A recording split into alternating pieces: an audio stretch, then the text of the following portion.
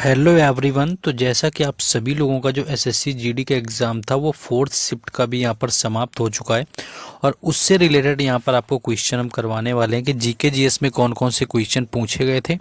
उसके साथ साथ ही क्या है कि एक्स्ट्रा फैक्ट पर भी ध्यान देना है क्योंकि उनसे क्वेश्चन ऑलमोस्ट यहाँ पर पूछे जा रहे हैं।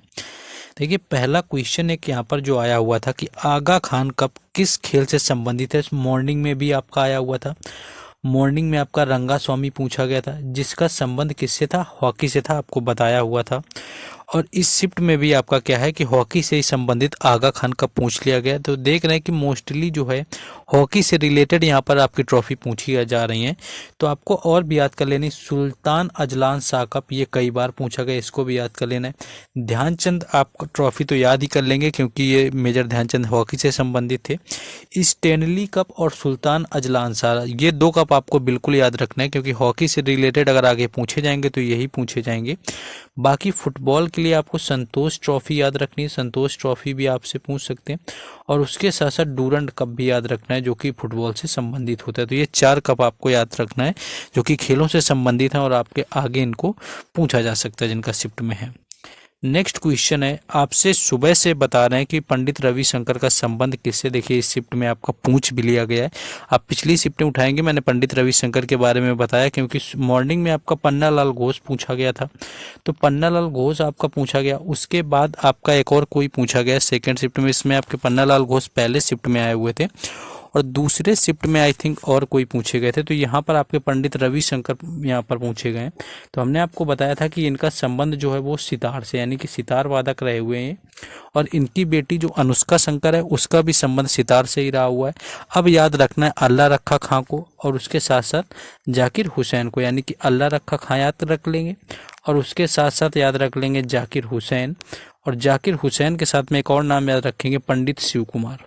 शिव कुमार याद रखेंगे, पंडित शिव कुमार शर्मा, इनका संबंध है संतूर से। यहाँ पर अल्लाह रखा खां और जाकिर हुसैन का जो संबंध है वो है तबला से। तो क्योंकि आगे ये पक्का ही पूछे जाने हैं जिनका आगे आने वाली शिफ्टों में एग्जाम है।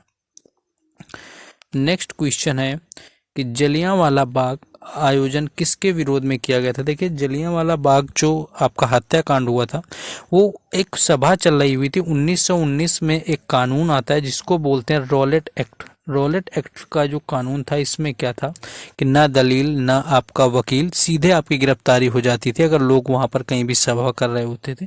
तो उसको नाम दिया गया रॉलेट एक्ट का और रॉलेट एक्ट के तहत ये हो रहा था 1919 में। और जिसके विरोध के लिए क्या है कि एक सभा चल रही थी जलियांवाला बाग में और जलियांवाला बाग में जनरल डायर आता है और उसने क्या थी कि उन लोगों पर गोलियां चलवा दी जो कि एक नरसंहार हुआ और जिसे कि जलियांवाला बाग हत्याकांड के नाम से जाना गया। तो ये आपका रॉलेट एक्ट के विरोध में किया गया था। तो 1922 का अब आपको चौरा चौरी कांड भी याद रखना है। तो चौरी चौरा कांड है, गोरखपुर में स्थित है। अगर आपसे जगह पूछे 1922 में हुआ था। इसमें क्या था कि चौकियों में पुलिसकर्मियों को जिंदा जला दिया गया था। तो ये चीज़ यहाँ पर आप याद रखेंगे जो कि आगे आपसे पूछा जा सकता है। नेक्स्ट आपका आगे बढ़ेंगे और हम लोग देखेंगे नेक्स्ट एक क्वेश्चन। ये देखिए, आपको स्टैटिक का क्वेश्चन है, बिल्कुल याद रखना है कि टेनिस में स्कोर इक्वल होने को क्या कहा जाता है। यानी कि जो स्कोर होता है जब वो समान हो जाता है टेनिस के खेल के अंदर तो उसको क्या बोलते हैं। तो उसको बोला जाता है ड्यूस, उसको ड्यूस बोला जाता है, याद रखना है। डायरेक्ट ये क्वेश्चन कई बार एग्जाम में रखा हुआ मिल जाता है कि जब टेनिस के खेल में अंक समान हो जाते हैं दो टीम के तो उसको क्या बोलते हैं। तो वो जब टाई होने में अंक समान हो जाते हैं तो उसको ड्यूस बोला जाता है। तो ड्यूस जो है इस क्वेश्चन का बिल्कुल राइट आंसर था। नेक्स्ट एक पूछा गया था कि नीति निर्देशक तत्व किस भाग में दिए गए, यानी कि यहाँ पर संविधान का भाग पूछा गया। मॉर्निंग में पूछा गया था कि ये किस देश से लिए गए हैं। तो ये लिए गए थे आयरलैंड से। तो आयरलैंड से लिए गए थे। यहाँ पूछ लिया है किस भाग में, तो इनको रखा गया है भाग 4 में। अब याद रखना है आपको भाग आपके 3 में क्या है। अगर भाग 3 की बात करें तो आपको पता होगा कि मौलिक अधिकार दिए गए हैं। मौलिक अधिकार भाग 3 में और मौलिक अधिकार जो है अमेरिका के संविधान से लिए गए हैं। भाग 4 में आपके नीति निर्देशक तत्व हैं जो कि आयरलैंड के संविधान से लिए गए हैं। और उसके बाद भाग जो 4A है यानी कि भाग 4A के तहत अगर बात करें तो उसमें आपके दिए हैं मौलिक कर्तव्य और सारे के सारे मौलिक कर्तव्य जो हैं वो रूस के संविधान से लिए गए हैं। नेक्स्ट आगे देखेंगे बस आपको थोड़ा सा यहाँ पर सपोर्ट दिखाना है। आपको वीडियो को शेयर कर देना है दोस्तों के साथ में, बाकी वीडियो को लाइक भी कर देना है, कुछ सब्सक्राइब करके रखना है चैनल को। और बाकी जैसा कि आपको पता है कि PYQ की ई बुक आपकी लास्ट ईयर की पूरी रेडी हो चुकी है, आपने पिछले वीडियो में देखा भी होगा।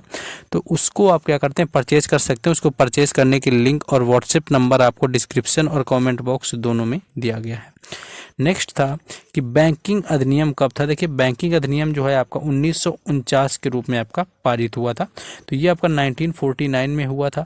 और बैंकिंग से रिलेटेड अगर आपसे कभी RBI की पूछ ले कि स्थापना कब हुई थी, तो RBI की भी जो स्थापना है वो 1935 हुई थी, यंग हिल्टन आयोग जो था उसकी कमीशन की सिफारिश पर जाकर। और 1949 के अंदर क्या है, इसका राष्ट्रीयकरण कर दिया गया था। और एक स्टैटिक का क्वेश्चन ये बनता है कि क्या था आपका जो आपका बैंक आज़ादी से पहले क्या था, किस और देश के लिए राष्ट्रीय बैंक का काम करता था RBI, तो वो म्यांमार के लिए काफ़ी जो राष्ट्रीय बैंक के रूप में कार्य करता था भारत का RBI। तो ये आपको यहाँ पर याद रखना है, अगले शिफ्ट में जिनका एग्जाम है अच्छे से इन चीज़ों को प्रिपेयर करके रखेंगे। नेक्स्ट क्वेश्चन है आपका, ये पूछा गया था कि स्पिनोजा पुरस्कार किसे मिला। देखिए ये क्वेश्चन थोड़ा इसको मैं हार्ड मानता हूँ, हार्ड की कैटेगरी में, शायद आप लोगों को ना पता हो, लेकिन आज के बाद ये क्वेश्चन फंसेगा तो आप बिल्कुल नहीं भूलेंगे। इससे 2 फैक्ट रिलेटेड आप याद रखेंगे। स्पिन से आपका स्पिना हो गया, यानी कि स्पिन जो है आपका ये विज्ञान से रिलेटेड है, यानी कि स्पिन जो आपका स्पिनोजा पुरस्कार है इसका संबंध किससे, विज्ञान से। और विज्ञान से स्पिन से आपका नोजा से क्या हो गया, नोजा से आपका हो गया नीदरलैंड, यानी कि नीजा से हो गया आपका नीदरलैंड। तो जो आपका स्पिनोजा पुरस्कार है, पहली चीज तो ये नीदरलैंड का सर्वोच्च सम्मान होता है, यानी कि सर्वोच्च अगर सम्मान की बात करें तो ये नीदरलैंड का सर्वोच्च सम्मान है। और ये विज्ञान के क्षेत्र में दिया जाता है। और इस बार ये मिला हुआ है डॉक्टर जोयिता गुप्ता को। करंट का क्वेश्चन था, काफी लोगों ने नहीं किया होगा, तो जोयिता गुप्ता इसका राइट आंसर हो जाएगा। नेक्स्ट आपका क्वेश्चन यहाँ पर एक पूछा गया था, देखिए यहाँ पर हमने स्पेस नहीं किया हुआ है। ये आपका पूछा गया था कि एशियन गेम्स 2026 कहाँ होंगे। तो देखिए आपके 2022 की बात करें अगर आपसे पहले पूछा जाए तो 2022 का ये कहाँ पर हुआ था, आपके चीन में इसका आयोजन हुआ था। लेकिन 2026 के आपके पूछेगा तो 2026 के कहाँ पर होने वाले हैं, भारत के अंदर, इसीलिए इसको पूछा गया। दिमाग में बिठा लो, आगे आने वाले 2 साल जितने भी एग्जाम होते हैं उसमें अगर आपसे पूछा जाता है कि एशियन गेम्स कब होंगे 2026 के अगले, तो ये भारत में होंगे। और 2 चीज़ें और याद रखनी है कि जो तीसरी बार इसका एशियन गेम का आयोजन है वो होगा भारत के अंदर, क्योंकि इससे जो पहले था वो 1951 में, यानी कि 1951 में पहली बार भारत में एशियन गेम का आयोजन हुआ। और 1982 यानी कि 1982 में यहाँ पर दूसरी बार इसका आयोजन है। इस बार तीसरी बार आयोजन होने वाला है एशियन खेलों का। इसी तरह आपको टोक्यो ओलंपिक भी याद रखना है कि आपका जो 2020 वाला था वो टोक्यो में हुआ था, यानी कि टोक्यो ओलंपिक था। वो आपको याद है कि 7 पदक जीते गए थे नीरज चोपड़ा ने, तो अब तो पुराना हो गया, करंट में कमी देखने को मिल रहा है टोक्यो। लेकिन 2024 को आपको याद रखना है कि फ्रांस पेरिस में आपके 2024 वाले ओलंपिक होने हैं। तो इस तरह से आपको यहाँ पर याद रखना है।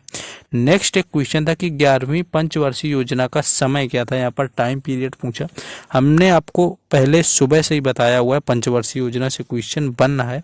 देखिए कुल 12 पंचवर्षीय योजना हुई हैं और 12 में जो सबसे अंतिम 12वीं पंचवर्षीय योजना थी उसका टाइम पीरियड था 2012 से लेकर के 2017 तक। तो आप समझिए 11वीं का जो टाइम पीरियड रहा होगा वो 2007 से लेकर के 2012 तक। और पहली आपसे पूछ लेते हैं किस मॉडल पर थी, तो हेराडोमर मॉडल पर। दूसरी किस पर थी, तो वो महालनोबिस मॉडल पर आधारित थी। मैं ये नहीं कहता यहाँ पर जो लिख रहा हूँ उसको पूरी तरह से देखो, बस इसको हैंड फ्री लगा के कान में घुसाना है किसी तरह और याद कर लेना है। नेक्स्ट है कि सबसे कम जनसंख्या किस राज्य का है। बिल्कुल आसान सा क्वेश्चन था, किसी का नहीं गलत होना चाहिए था।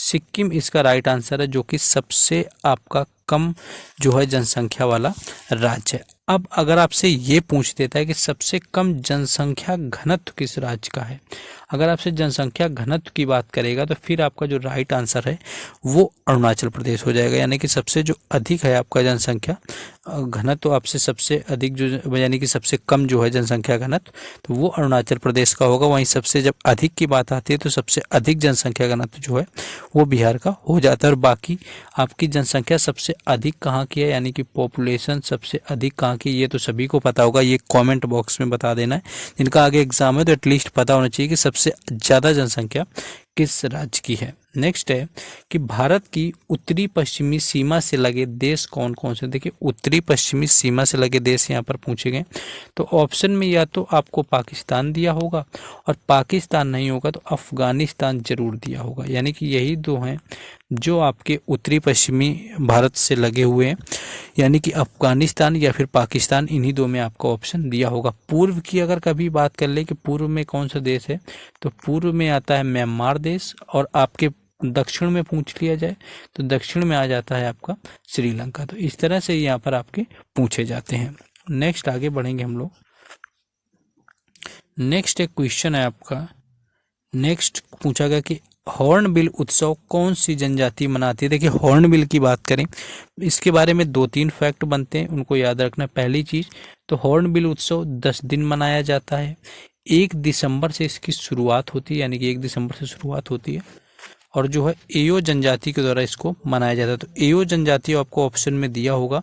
जिस तरह से अरुणाचल प्रदेश में गालो जनजाति होती है, जो कि मोपिन मनाया जाता है, मोपिन त्यौहार होता है अरुणाचल प्रदेश का, वो मनाया जाता है गालो जनजाति के द्वारा।